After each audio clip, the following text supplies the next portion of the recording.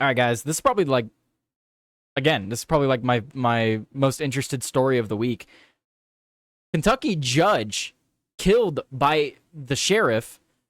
He ran his courthouse like a brothel, and he traded sex for favors at twisted parties, according to victims. So this is on video. I don't know how much I can show because we're on YouTube, but this is on video. The shooting's on. Let's see. Warning, distressing content. All right, yeah. So he's in the office. Okay, I don't know if I could show that. That might have been too much to show. Even that's probably a bit too much to show. It's fine. I'll take the chance. Guys, I'm gonna take the chance with YouTube. Make sure you support me on Rumble. Rumble's where it's at. Rumble doesn't censor me. YouTube might censor me for showing this stuff, even though I don't think it's necessarily egregious. The rural Kentucky judge gunned down in his own chambers last year ran a twisted sex ring in which young women were coaxed into performing sexual favors just to get out of trouble, one of the alleged victims claims. Taya Adams alleges that she was among those caught up in the Judge Kevin Mullon's apparent sex for favor scheme that saw him and others in the tiny town of Whitesburg demand sex in exchange for cash or to get offenders off the hook. Adams told News Nation's Banfield that Mullins, who was shot execution style in his Letcher County chambers, allegedly by his longtime sheriff pal Sean Steins last September. So they were actually friends. He had warned her to keep quiet about the so-called depraved ring. Adams told that Mullins, who was shot execution style, so Mullins had warned her to keep quiet about the so-called depraved ring. We would do sex parties and perform shows and have sex with them for money, things like that, Adams alleged. It was consensual, but it was the thing that we were so young, and then they used it against us to destroy our lives later. Adams said that she felt forced to go along with the judge's scheme because she feared Child Protective Services would somehow get involved and upend her life. They would make sure that you feel as small and degraded and belittled as possible to take your power away. I mean, this is just crazy.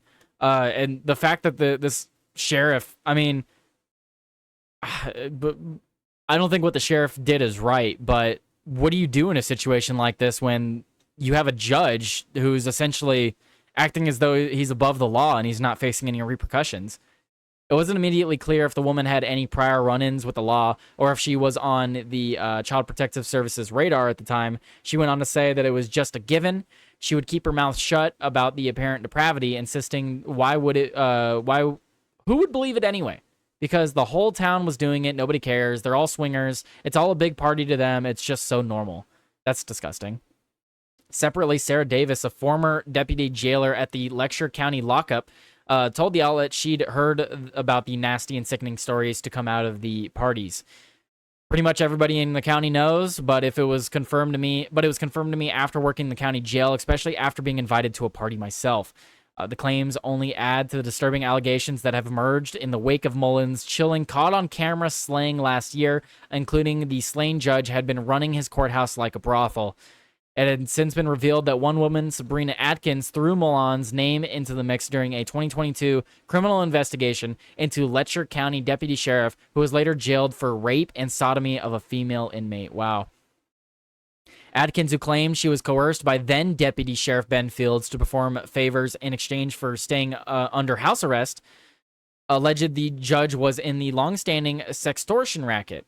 I seen Judge Mullins having relations with the girl in his chambers. He said in his interview at the time. She added that Fields, who was fired in the wake of the probe, also had some videotapes of some stuff in the judge's chambers with girls, relations and stuff. It was unclear if the allegations or the alleged scheme had anything to do with Mullins' shooting. Authorities had previously refused to rule out the possible sex scandal was the motive behind the bloodshed. The judge had been decades-long friends with his accused killer and was spotted having lunch with him just hours before he was gunned down. Chilling surveillance footage captured the sheriff stepping into his pal's office and making multiple calls to his daughter before opening fire. Steins then allegedly walked out and immediately surrendered, telling cops, "They're trying to kidnap my wife and kids." The sheriff's attorney later described the execution-style shooting as a crime of passion due to an extreme emotional disturbance. Steins, who resigned days after the shooting and is being held in Eastern Kentucky jail without bond, has pleaded not guilty to a charge of murder of a public official. See, I'd like to hear more from this guy then. Well, I want to hear more on this guy. He's claiming that they're trying to kidnap my wife and kids. I wonder what was happening there with that. I wonder if this judge was somehow, because clearly it wouldn't be above this judge, but I wonder if this judge was somehow threatening this guy's family, and heat of the moment, he just went into his office and executed him. So I really wonder what was happening there. That would definitely lend more, what is it? It would make the shooting a little bit more understandable, I guess. No, I wouldn't say that it's justified still, but I would understand how he comes to that conclusion a little more if his family was being targeted. But, I mean, crazy story. I already showed you guys most of it. I mean, you can't see anything. It's all behind the desk. Wow, just to make sure that he... All right, yeah, he was making sure that he wasn't walking away.